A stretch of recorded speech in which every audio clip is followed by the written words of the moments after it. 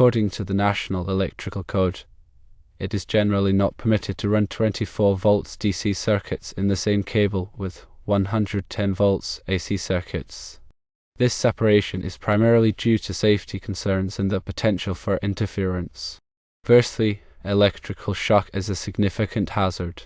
If the 24 volts DC and 110 volts AC circuits were to come into contact within the cable, it could create a dangerous high-voltage shock hazard for anyone interacting with the system.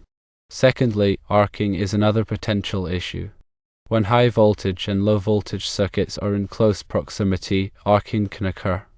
This arcing can generate heat and potentially ignite nearby flammable materials, posing a fire risk.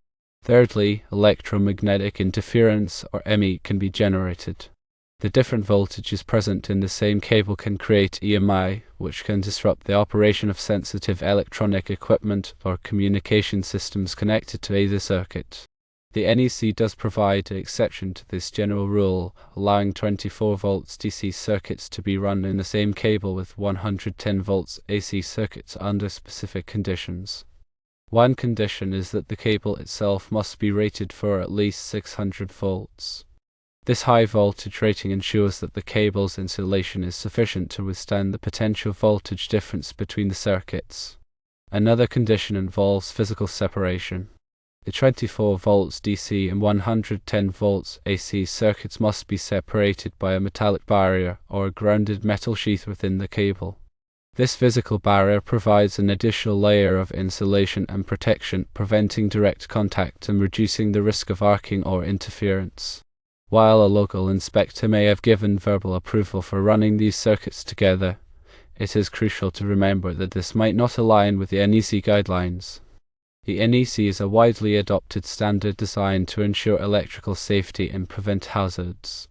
It is always best practice to adhere to the NEC guidelines, even if local interpretations seem more lenient.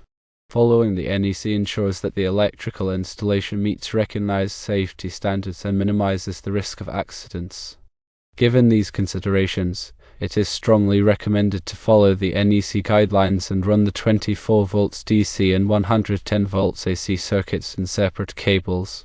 This separation eliminates the potential for electrical hazards, reduces the risk of interference, and ensures the overall safety and reliability of the electrical installation. Using separate cables provides a clear and distinct separation between the different voltage levels, minimizing the potential for accidental contact or arcing. This approach also simplifies troubleshooting and maintenance in the future, as the circuits are clearly isolated from each other. In summary, while the use of a 600-volt rated cable might seem to satisfy a basic requirement, the NEC emphasizes the importance of physical separation to maintain safety and prevent interference when dealing with mixed-voltage circuits. Adhering to the NEC guidelines and running the circuits in separate cables is the safest and most reliable approach.